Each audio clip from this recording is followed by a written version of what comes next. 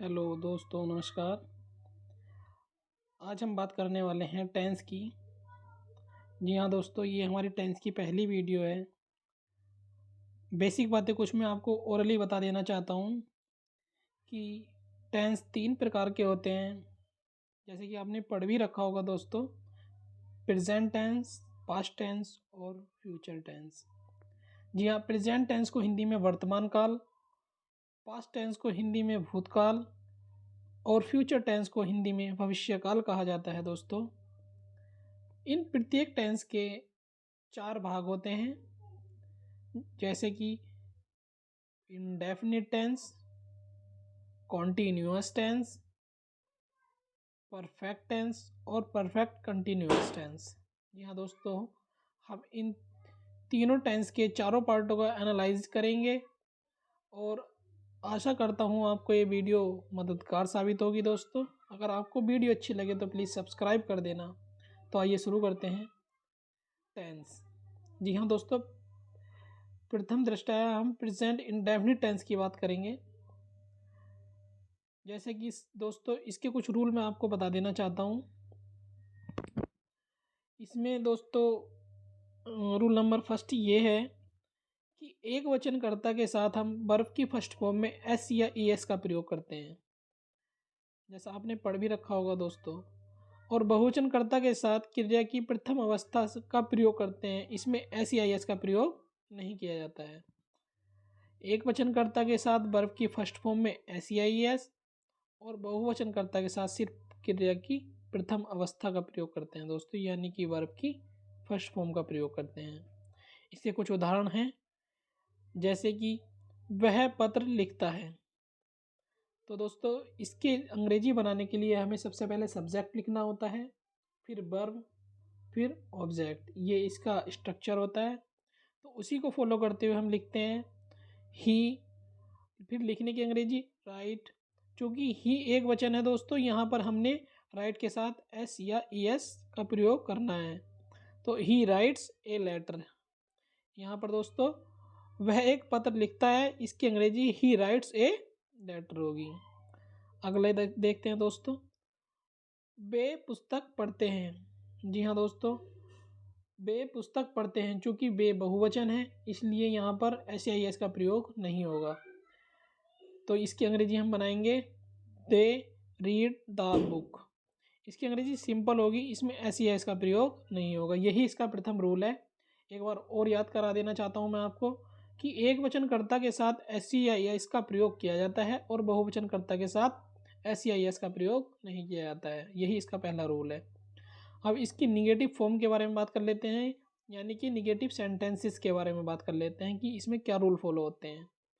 Negative sentence को एक वचनकर्ता के साथ डज नॉट और बहुवचनकर्ता के साथ डू नॉट प्लस वर्ब की फर्स्ट फॉर्म। जी हाँ दोस्तों, डू नॉट या डज नॉट के साथ सदैव वर्ब की फर्स्ट फॉर्म का ही प्रयोग किया जाता है। देखते हैं इसके कुछ रूल मैंने आपको बताए हैं। एक वचनकर्ता के साथ डज नॉट और बहुवचनकर्ता के साथ डू नॉट। इसके रूल मैं नीचे भी आपको कुछ दूंगा जो कि आपको मददगार साबित होंगे अन्य वाक्य बनाने में। इसके एग्जाम्पल देख लेते हैं। वह कठिन परिश्रम नहीं करता है। चूँकि वह एक वचन है, जैसे कि मैंने ऊपर भी बताया था कि एक वचनकर्ता के साथ डज नॉट और बहुवचनकर्ता के साथ डू नॉट। तो यहाँ इसकी अंग्रेजी बनाएंगे वह कठिन परिश्रम नहीं करता है, he does not work hard. आगे अगले वाक्य में जो कि बहुवचन का है, तुम अपने भाई को नहीं पीटते हो। तुम अपने भाई को नहीं पीटते हो।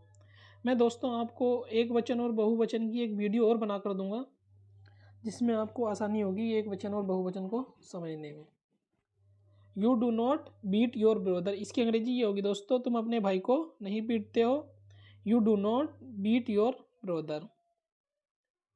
अगला इंटेरोगेटिव सेंटेंसेस भी देख लेते हैं। इसके इंटेरोगेटिव सेंटेंस 2 प्रकार के होते हैं, जिसमें कि प्रश्नवाचक शब्द वाक्य के शुरू में दिया होता है और नंबर 2 जिसमें कि प्रश्नवाचक शब्द वाक्य के बीच में दिया होता है।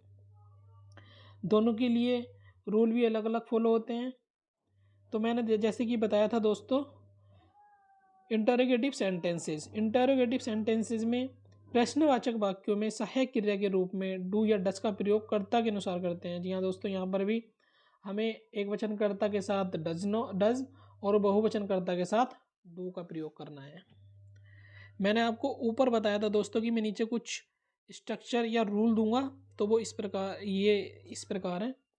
इसका फर्स्ट रूल जो कि अफर्मेटिव सेंटेंसेस के लिए फॉलो होता है वो यह है कि subject plus verb plus S या एस वर्ब की फर्स्ट फॉर्म के साथ प्लस ऑब्जेक्ट।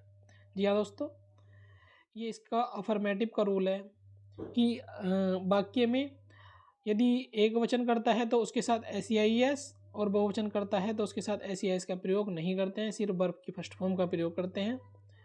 तो इसका ये पहला रूल है, subject plus verb plus S या एस प्लस ऑब्जेक्ट। इसका सेकंड रूल जो कि निगेटिव सेंटेंसेस के लिए है, सब्जेक्ट प्लस डू या डज नॉट कर्ता के अनुसार, यानी कि सब्जेक्ट के अनुसार हमें डू या डज नॉट का प्रयोग करना होता है और प्लस ऑब्जेक्ट आता है। थर्ड रूल की हम बात करने वाले दोस्तों, तो थर्ड रूल में मैंने आपको दो प्रकार के वाक्य बताए हैं कि जिसमें कि वाक्य के प्रारंभ में क्या शब्द आता है या कोई भी प्रश्नवाचक शब्द आता है, और जिसमें दूसरा वह है जिसमें कि प्रश्नवाचक शब्द वाक्य के बीच में आता है। तो पहला टाइप जो है वो हमारा प्रश्नवाचक शब्द वाक्य के प्रारंभ में आने वाले वाक्यों के लिए है। इसमें सबसे पहले डू या डज कर्ता के अनुसार, यानी कि सिंगुलर के साथ डज और बहुवचन के साथ डू। तो डू या does plus subject plus verb की फर्स्ट फॉर्म प्लस ऑब्जेक्ट, ये इसका स्ट्रक्चर होता है दोस्तों। और सेकंड टाइप के लिए हमें कुछ नहीं करना होता है, जो इसकी फर्स्ट टाइप वाला स्ट्रक्चर होता है उसके आगे सिर्फ क्वेश्चन वर्ड लिखना होता है, बिल्कुल सेम वही होता है। जैसे कि क्वेश्चन वर्ड प्लस डू या does plus subject plus note if given.